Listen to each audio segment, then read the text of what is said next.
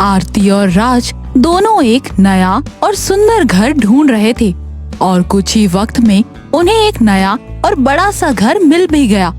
उनका ये नया घर जंगल के पास था और शहर से काफी दूर पे था। राज, ये घर तो बहुत ही सुंदर और बड़ा है। ये घर कम और मैंशन ज्यादा लग रहा है और सबसे अच्छी बात तो ये है कि इसके आसपास सिर्फ शांति ही शांति है, जो हमें हमारे पुराने घर में कभी नहीं मिलती। हम एक काम किया करेंगे, जब हमारे वीकेंड्स होंगे तभी हम यहाँ आ जाया करेंगे। हाँ बिल्कुल, कम से कम 2 दिनों के लिए तो हम शांति से और पोल्यूशन से दूर रहेंगे। और दोनों अगले वीकेंड्स के लिए वेट करने लगे कि उन्हें अपने ऑफिस से छुटकारा मिले और दोनों वहाँ उस घर में क्वालिटी टाइम साथ में बिताएं। देखते देखते शनिवार आ गया और दोनों निकल पड़े अपनी गाड़ी में उसी घर की ओर। और घर के अंदर घुसते ही आरती ने कहा, आज एक काम करते हैं, इस घर को थोड़ा सा सजा देते हैं। यहाँ सब कुछ तो है मगर थोड़ी ओल्ड फैशन्ड है, क्यों ना हम चुन के इन सबको बाहर निकाल दें। फिर दोनों ने मिलकर अपने अपने हिसाब से वहाँ से सामान निकाले और बाहर रख दिए। और तभी आरती की नजर एक कागजों से ढके हुए चीज पे पड़ी। अरे राज, यहाँ आओ, इस आईने को तो देखो, ये तो बिल्कुल एंटीक पीस है। बोलो भला, इतने सुंदर से आईने को उन लोगों ने ढक रखा था।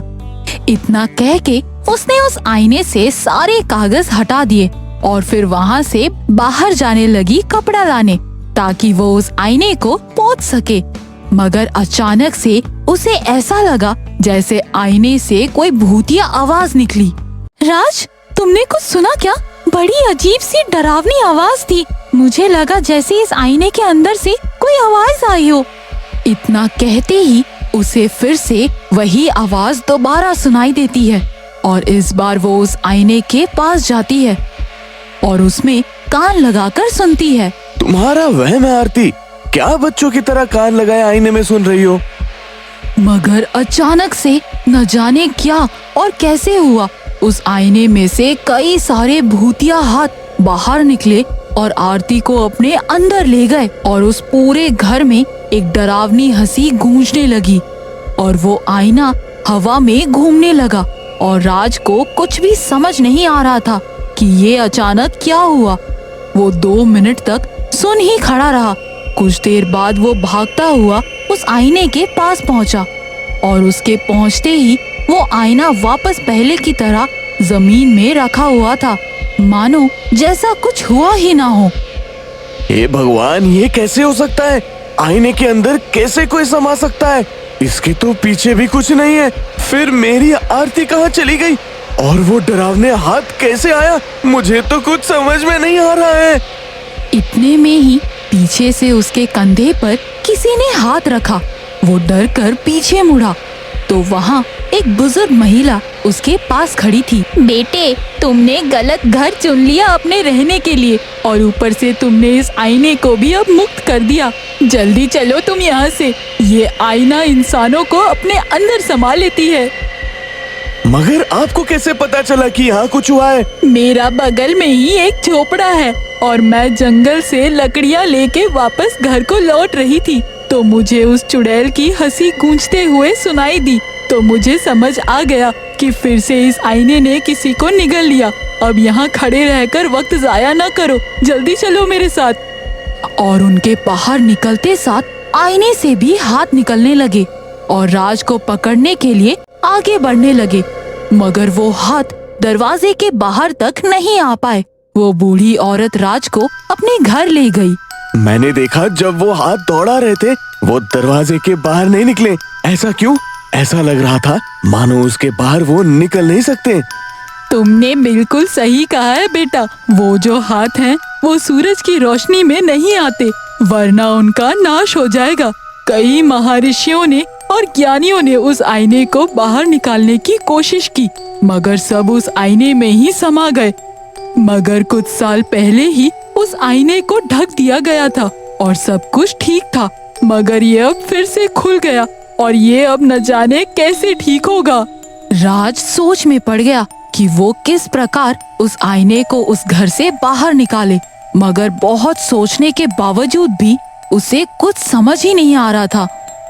अरे हाँ, आईना बाहर नहीं आ सकता तो क्या हुआ, धूप तो अंदर जा ही सकती है ना।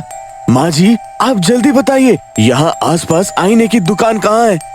राज भागता हुआ उस आईने की दुकान में जाकर ढेर सारे आईने खरीद लाता है, मगर तब तक रात हो चुकी थी और वो अगले दिन की राह देख रहा था। और पूरी रात उस घर से सिर्फ डरावनी आवाजें और परछाई दिख रही थी। सुबह होते ही राज अपने काम में लग गया। उसने उस घर के चारों तरफ आईने लगा दिए और इस तरीके से लगाया कि धूप की किरणें सीधी उस आईने पे पड़े और फिर सीधे उस घर के अंदर घुसे। और वो इस काम में सफल रहा। उसने घर के अंदर काफी धूप पहुंचा दी और फिर अपने हाथ में एक आईना लिए अंदर घुसता है और तभी उसके सामने वो हाथ आ जाते हैं, मगर धूप की रोशनी की वजह से वो हाथ उसका कुछ नहीं बिगाड़ पा रहे थे और मारे डर के वो पीछे होते जा रहे थे। राज उस आईने तक पहुंच चुका था और उस आईने को घसीटते हुए बाहर निकालने लगा, मगर अचानक से उसके हाथ से वो धूप का आईना गिरकर टूट गया। अब कहाँ भाग कर जाएगा, बहुत चालाक है रे तू, आज तो मेरा खात्मा हो जाता। इतना कहते ही चुड़ैल उस आईने से बाहर निकलती है और राज को पकड़कर उस आईने में ले जाने लगती है। और तभी वो बुढ़िया वहाँ आ जाती है और उसके हाथों में एक आईना होता है, जिसके वजह से सीधे उस चुड़ैल पर धूप पड़ जाती है और वो राज को छोड़ उस आईने के अंदर घुस जाती है। और फिर राज और वो बुढ़िया दोनों मिलकर उस आईने को बाहर निकालने में कामयाब हो जाते हैं और देखते देखते उस आईने के अंदर से न जाने कितने लोग जिंदा वापस आ गए और साथ ही राज की बीवी आरती भी सही सलामत वापस आ जाती है। सबके बाहर आते ही वो आईना अपने आप आसमान की ओर उठा और एक धमाके के साथ टूटकर बिखर गया। सबने राज का शुक्रिया अदा किया और सब बरसों और महीनों के बाद अपने अपने घर को राहुल, प्रीति, कबीर, नैना चारों कॉलेज फ्रेंड्स हैं। राहुल को हमेशा डेयरिंग काम करने में मजा आता है। चारों दोस्त कॉलेज के सेकेंड ईयर में पढ़ते हैं। आज कॉलेज में फ्रेशर्स पार्टी है। यार आज तो धमाल होने वाला है, रात में फ्रेशर्स पार्टी, नई नई जूनियर लड़कियां भी आएगी। क्या यार तू भी ना सोच, कितनी जल्दी एक साल बीत गया। अरे यार टेक अ चिल पिल, आज तो मस्ती होगी। यार मैं नहीं आ रही, एग्जाम्स आ रहे हैं, मुझे पढ़ना है।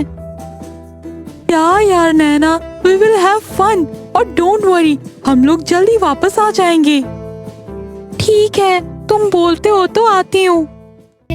चारों पार्टी में जाते हैं, बहुत एंजॉय करते हैं, फिर चारों मिलकर ट्रूथ एंड डेयर खेलते हैं। यार तुम लोग तो फट्टू हो, कोई डेयर ले ही नहीं रहा। चल तू इतना ही स्मार्ट समझता है ना खुद को, तो डेयर ले ले। ओके, मेरे नेक्स्ट टर्न में डेयर, ठीक है? नेक्स्ट टर्न राहुल पर आता है। चलो मिस्टर कूल, तुम्हारा डेयर ये है कि तुम हॉस्टल के रूम नंबर 204 में जाओगे और वहाँ के मिरर में देखकर 3 बार पूछोगे कि।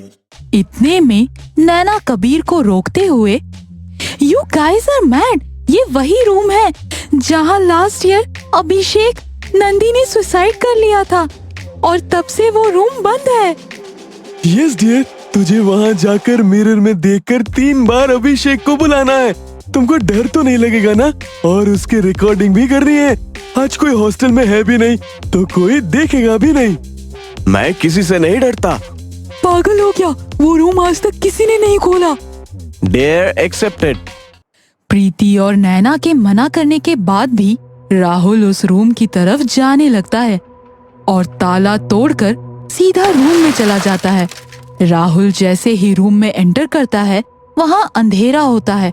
वो अपने फोन का फ्लैश ऑन करता है और मिरर के पास जाता है। तभी वो किसी चीज में फंसकर नीचे गिर जाता है और उसका फोन और बाइक की चाबी गिर जाती है। राहुल उठता है और फोन उठाता है। बाइक की चाबी टेबल के नीचे रहती है। उसको उठाकर जेब में रख लेता है और मिरर के पास जाता है और 3 बार बोलता है और रिकॉर्डिंग करता है। अभिषेक, क्या तुम अभी भी यहाँ पर हो? रिकॉर्डिंग ऑफ करते ही फोन का फ्लैश ऑफ हो जाता है और वो फोन में देख रहा होता है। तभी मिरर में राहुल के पीछे कोई खड़ा होता है। उसका चेहरा बुरी तरह कटा हुआ है। जब राहुल मिरर में देखता है तो कोई नहीं होता और वो वहां से निकल जाता है। राहुल जाता है और सबको वो वीडियो दिखाता है। राहुल, ये देख, तेरे पीछे कोई है। वो लोग उस वीडियो को फिर से देखते हैं। राहुल जैसे ही बोलता है, अभिषेक, क्या तुम अभी भी यहाँ पर हो? राहुल के पीछे कोई आकर खड़ा हो जाता है और फिर गायब हो जाता है। सब बहुत डर जाते हैं और फैसला करते हैं कि वो लोग जाकर उस रूम में फिर से ताला लगा देंगे। चारों जैसे ही उस कॉरिडोर में जाते हैं, सारे हॉस्टल की लाइट्स चली जाती है। सभी एक दूसरे का हाथ पकड़कर चलते हैं, रूम के पास पहुंचते हैं और ताला लगाने लग जाते हैं। अचानक से दरवाजा पूरा खुल जाता है और ऐसा लगता है कि किसी ने पीछे से धक्का दिया हो। चारों रूम में जाकर गिर जाते हैं। क्या कर रहे हो गाइस?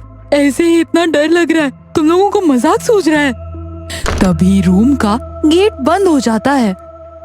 राहुल, कहीं ये तुम्हारा कोई मजाक तो नहीं है? राहुल कुछ बोलता उससे पहले ही नैना मिरर की तरफ इशारा करती है। मिरर में दिखता है कि उनके पीछे कोई खड़ा है। सभी डर जाते हैं और पीछे मुड़कर देखते हैं। उन लोगों के जस्ट पीछे 6 फीट का इंसान, जिसके शरीर में बहुत जगह कटने के निशान हैं और उससे खून टपक रहा है। आंखें बड़ी बड़ी और लाल हैं। उसके बाल बड़े हैं और उसके फेस पर बहुत कट हैं। सभी उसको देखकर गेट की तरफ भागते हैं और चिल्लाने लगते हैं। तभी वो भूत उन लोगों के करीब आने लगता है। सभी बाहर जाने की कोशिश करते हैं। वो भूत अपने नाखून से नैना के गले पर वार करता है। नैना के गले से खून निकलने लगता है। नैना रोने लगती है और वहीं बेहोश हो जाती है। अभिषेक, हम लोग तो तुम्हारे फ्रेंड्स थे ना, तो हम लोगों के साथ ऐसा क्यों कर रहे हो? तभी भूत राहुल को हवा में उड़ाकर मिरर पर फेंक देता है। राहुल की जेब से उसकी चाबी गिरती है और उसके साथ एक ताबीज गिरता है, जो रूम में चाबी उठाने के साथ उसके जेब में चला गया था। भूत प्रीति और कबीर की ओर बढ़ता है। प्रीति, कबीर दोनों पीछे हटने लगते हैं। ताबीज भी कहीं गिर जाती है और वहां रखे कुछ पेपर्स में आग लग जाता है। अब राहुल की आंखें लाल हो गई है। वो बिल्कुल उस भूत के जैसे करने लगा। वो प्रीति के पास जाने लगता है। राहुल, राहुल, राहुल, ऐसा मत करो। अपनी लाल आंखों के इशारे से प्रीति को हवा में उड़ाकर टेबल के ऊपर डाल देता है, जिससे प्रीति को सर में चोट लग जाती है। राहुल, राहुल, वो प्रीति है, तेरी बेस्ट फ्रेंड। राहुल प्रीति को हवा में उड़ा देता है। अपनी लाल आंखों के इशारे से हवा में प्रीति की गर्दन दबाता हुआ। इतने में कबीर की नजर उस ताबीज पर जाती है। वो उस ताबीज को उठाने दौड़ता है। राहुल प्रीति को छोड़ कबीर की तरफ घूमता है।